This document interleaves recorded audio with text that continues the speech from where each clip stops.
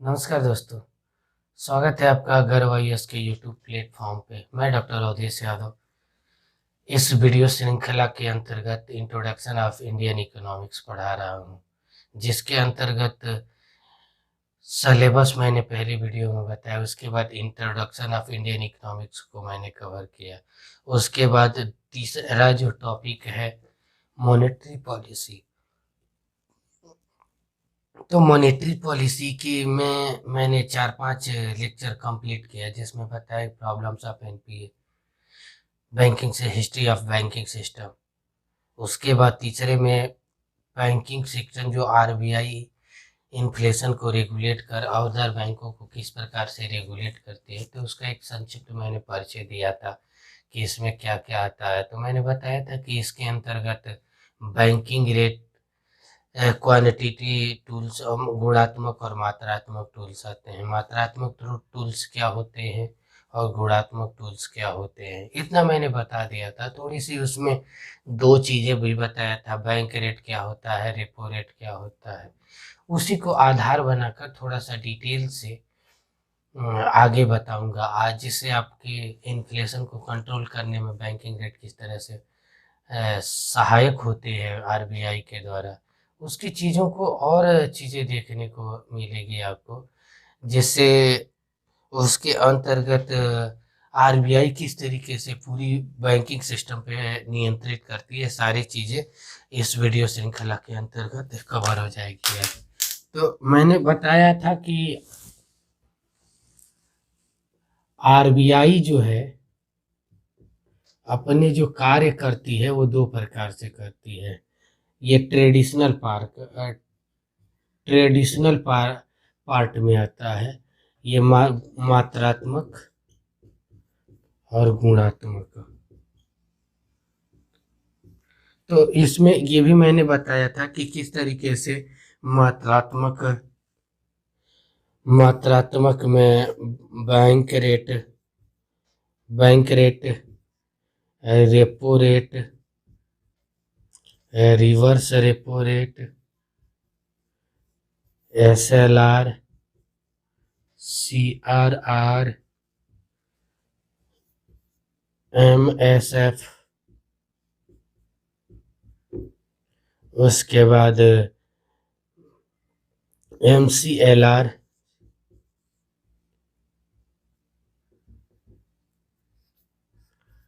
इसके साथ मैंने ये भी बताया था एनडीटीएल कैसे काउंट किया जाता है। हर 14 दिन पर बैंक किस तरीके से अपनी सारी चीज़ें मेंटेन करके रिपोर्ट आरबीआई को प्रदान करते हैं। ये सारी चीज़ें के बारे में एक संक्षिप्त चर्चा हो गई थी। आज थोड़ी सी डिटेल से चर्चा होगी कि इनकी सहायता से वो कैसे सारे के सारा महंगाई को कंट्रोल करता है, प्लस बैंकिंग सिस्टम को कैसे कंट्रोल करता है। ये सारे प्रसंग देखेंगे आज। तो पहली चीज ये होता है कि पहले रेपो रेट और रिवर्स रेपो रेट की कुछ चीजें होती हैं। इसमें एक चीज और मैंने लिखवाया था, OMO, open market operation ratio. तो ये क्या होता है, यहाँ पे गवर्नमेंट सिक्योरिटी बेची और खरीदी जाती है। ये भी दो प्रकार का होता है, कंस्ट्रक्टिव होता है, ये मैं आगे बताऊंगा। तो पहले चीज बैंक रेट को अब थोड़ी सी डिटेल से पढ़ते हैं कि बैंक रेट कैसे काम करता है, किस प्रकार से उसके फंक्शन होता है। तो मैंने पहले वीडियो के अंतर्गत ये बता दिया था कि बैंक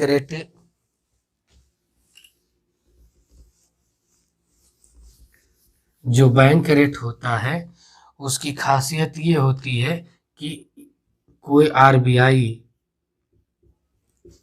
एसबीआई को लॉन्ग टर्म के लिए देता है, लंबे समय के लिए, लॉन्ग टर्म्स के लिए देता है दूसरे बैंकों को, अदर शेड्यूल कमर्शियल बैंकों को।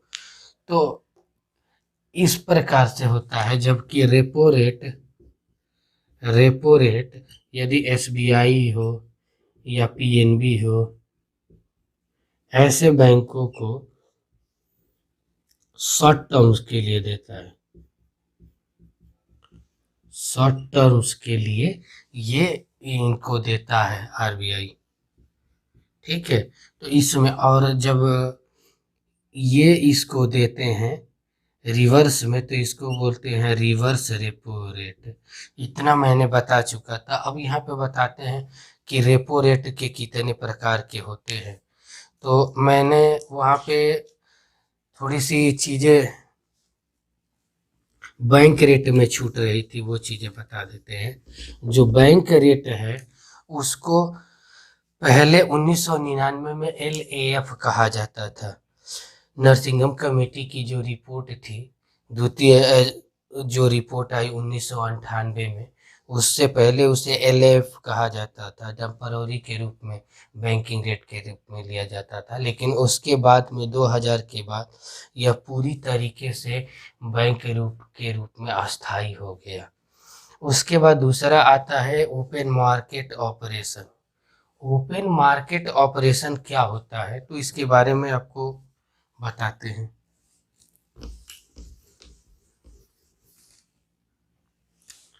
ओपन मार्केट ऑपरेशन इसमें करती क्या है कि सरकार आरबीआई करती क्या है कि गवर्नमेंट सिक्योरिटी मैं पिछले वीडियो में बताया हूँ कि क्या होता है। एक प्रकार का दस्तावेज होता है जिसके ऊपर सरकार से पैसा खरीद के ब्याज दर पे ले सकती है। इस पिछले वीडियो आप देखिए, इसके पूरी इसकी डिफिनीशन क्या है, कैसे काम करता है, मैंने सारी चीज़ बता दिया है। अब ओपन मार्केट ऑपरेशन के तहत इन्फ्लेशन को कंट्रोल करने के लिए जो आरबीआई करती क्या है कि डॉलर को परचेज करती, खरीदती है और खरीद लेती है। यदि मार्केट से पैसा खरीद लेगी, हाँ, इसको खरीदने का जिम्मेदारी सारे बैंकों को होता है। शेड्यूल कमर्शियल बैंक के साथ साथ एनबीएफसी कंपनियों को भी ये अधिकार होता है। ठीक है, ये टूल्स है कि किसको किसको अधिकार है, जहां से ओपन मार्केट ऑपरेशन में यही टूल्स आ जाता है। ठीक है, यह दो प्रकार का होता है। जो ओपन मार्केट ऑपरेशन होता है वो दो प्रकार का होता है, कंस्ट्रक्टिव, एक्सपर्निस्ट। तो कंस्ट्रक्टिव में क्या होता है कि आरबीआई डॉलर को परचेज करती है, सेलिंग करती है, जबकि एक्सपेनिस्ट में वो बाई करती है, जिससे इन्फ्लेशन को कंट्रोल किया जाए। ये एक प्रकार का टूल्स है।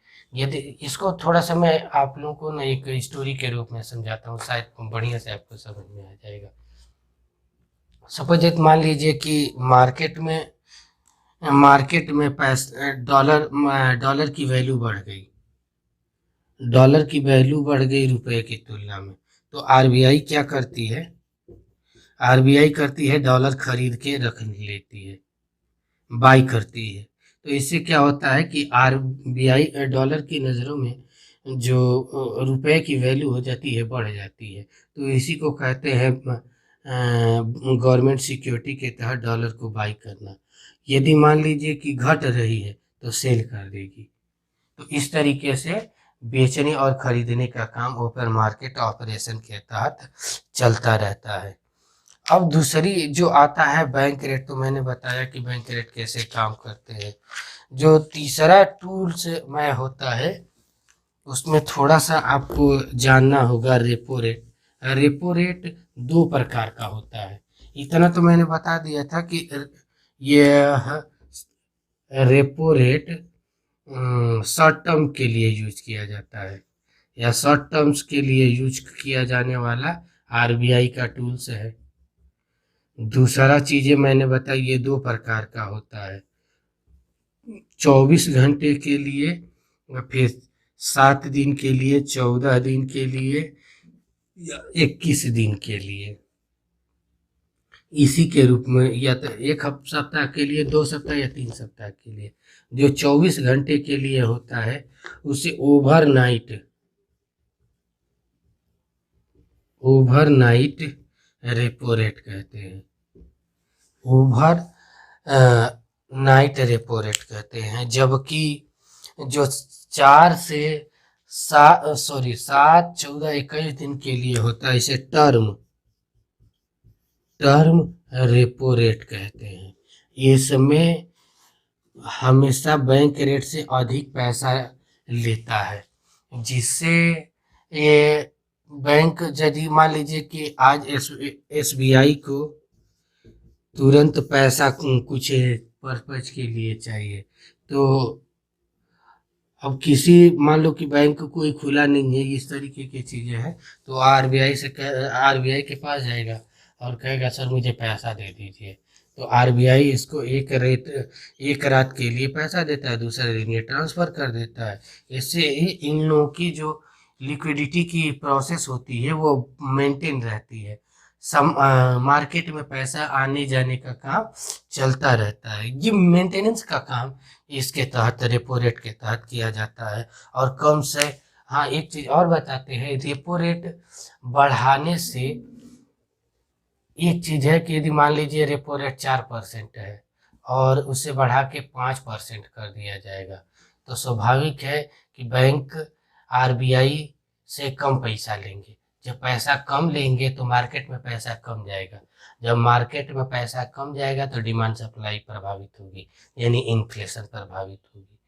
डिमांड सप्लाई के ही संबंध को इन्फ्लेशन कहते हैं। जब मॉनेटरी पॉलिसी खत्म हो जाएगी तो मैं इन्फ्लेशन बताऊंगा, लेकिन समझने की दृष्टि से इतना बता देता हूं कि डिमांड और सप्लाई, जब मार्केट में डिमांड ज़्यादा हो और सप्लाई कम हो तो स्वाभाविक है कि महंगाई बढ़ेगी। इस घटना को कैसे नियंत्रित किया जाता है, कैसे आरबीआई देखती है, ये सारी चीज़ों को आगे मैं डिस्कस करूंगा।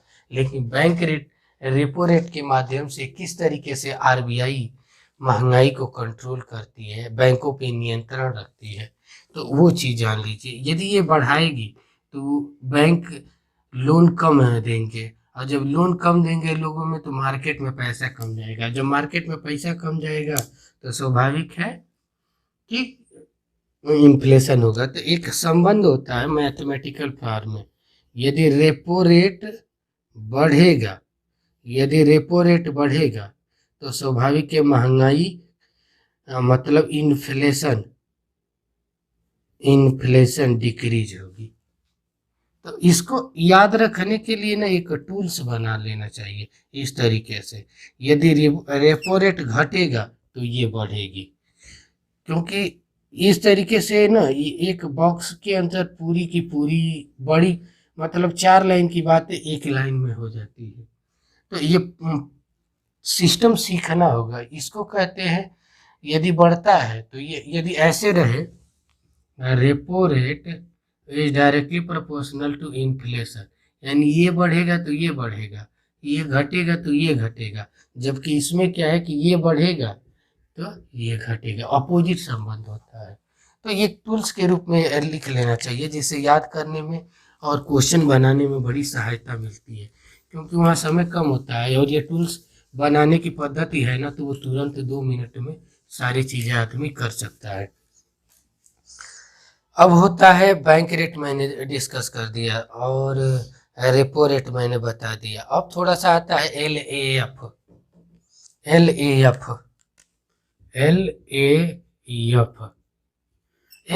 क्या होता है? तो इसका फुल फॉर्म है लिक्विडिटी एडजस्टमेंट फैसिलिटी। नाम का अर्थ समझ में आ जाएगी, परिभाषा समझ में आएगा। लिक्विडिटी एडजस्टमेंट फैसिलिटी, एक इस प्रकार की लिक्विडिटी मतलब तरलता होती, एडजस्टमेंट मतलब मेंटेन करना, फैसिलिटी एक प्रकार का ऐसा ऑफर जिसकी सहायता से आरबीआई अपनी बैंकों की तरलता, लिक्विडिटी को मेंटेन करती है, तो उसे एलएएफ कहते हैं। इसमें यह होता है कि बैंक को अचानक, ये एक प्रकार से ना रेपो रेट के ही रूप में काम करता है, ठीक है। बस यही होता है कि इसमें थोड़ा सा बैंकों से आरबीआई चार्ज ज्यादा लेती है। इमरजेंसी केसेस में ये सारी चीजें लागू होती हैं। तो 24 घंटे के लिए ही होता है, लेकिन इसमें बैंक रेट से और रेपो रेट से अधिक पैसा लिया जाता है। हाँ, एक चीज और है, इसमें पैसा कितना मिलेगा, तो टोटल जितना आपका एनडीटीएल के अंतर्गत आपका, जैसे मान लो कि 14 दिन में पीएनबी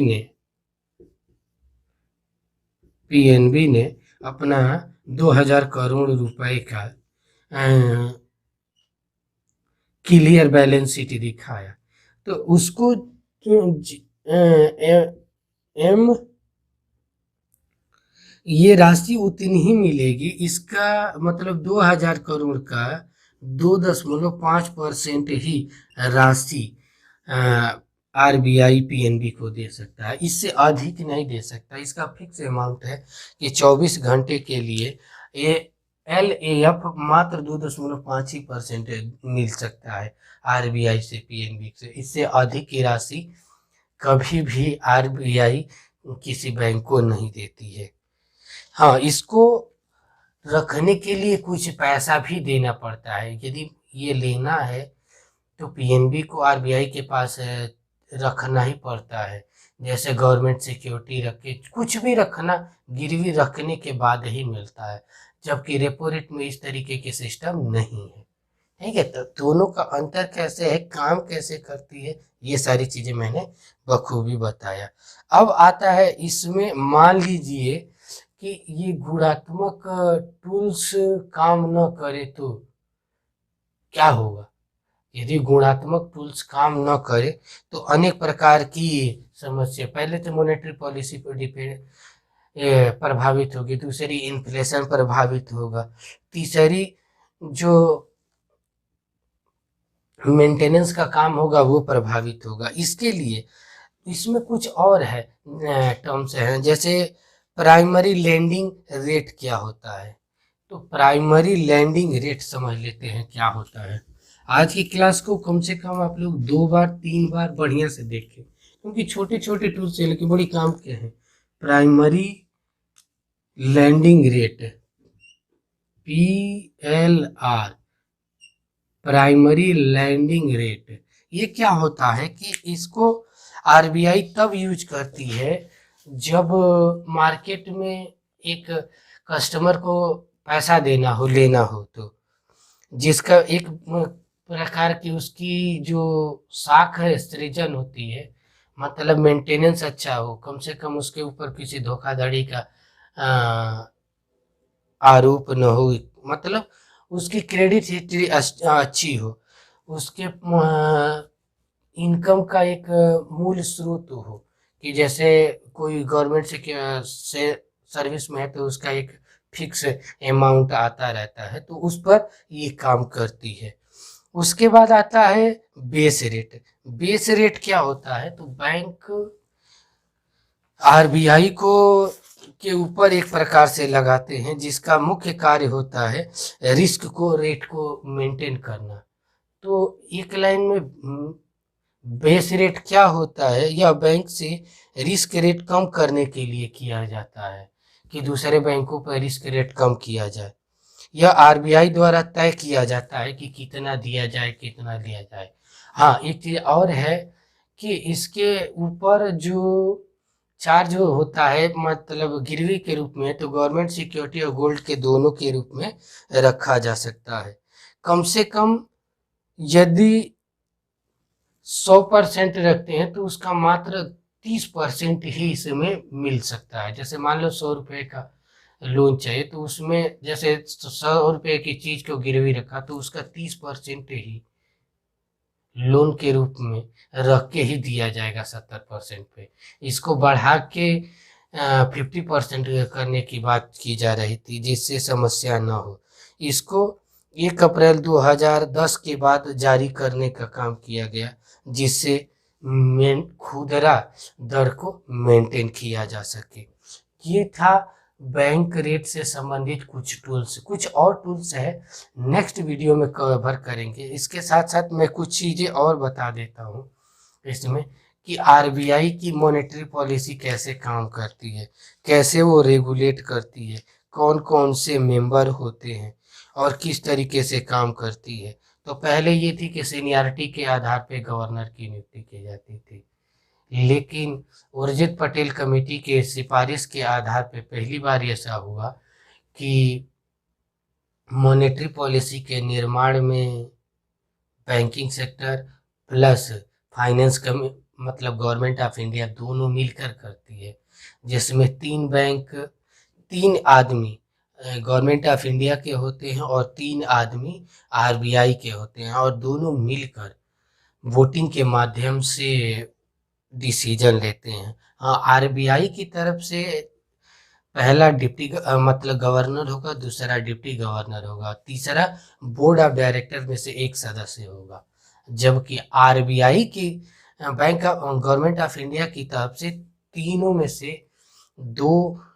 तीनों के तीनों इकोनॉमिक्स के अच्छे जानकार हों, ज्ञानी व्यक्ति हों, जिसको गवर्नमेंट ऑफ इंडिया रिकमेंड करती है। रिकमेंड करने वाली सदस्यता में प्रधानमंत्री होंगे, फाइनेंस मिनिस्टर होंगे, होम मिनिस्टर होंगे, आरबीआई के प्लस लोकसभा के विपक्ष का नेता होगा। ये सभी लोग मिलकर ही उस नाम को सजेशन देते हैं और उसके बाद इनकी नियुक्ति होती है। उसमें लोकसभा के विपक्ष के नेता की सहमति जरूरी होती है जिसे नियुक्त किया जा सके।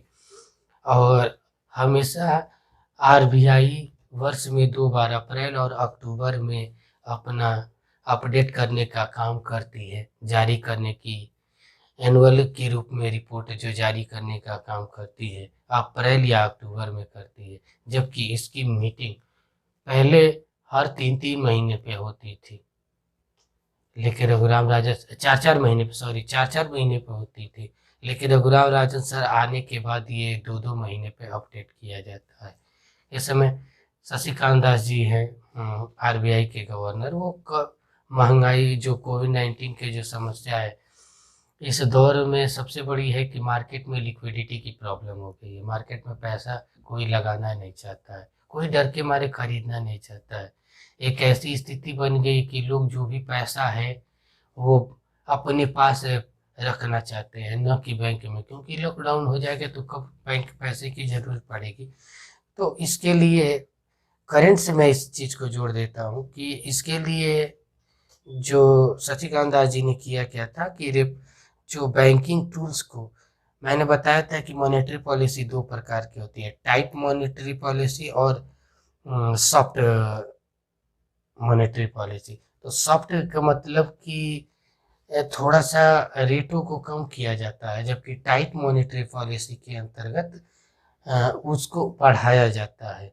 तो ये सॉफ्ट पॉलिसी को अपनाने की कोशिश कर रहे हैं, जैसे मार्केट में पैसा है, तरलता बढ़े, तो कहीं ना कहीं ये तरलता ही डिसाइड करती है कि मार्केट में किस तरीके से हो।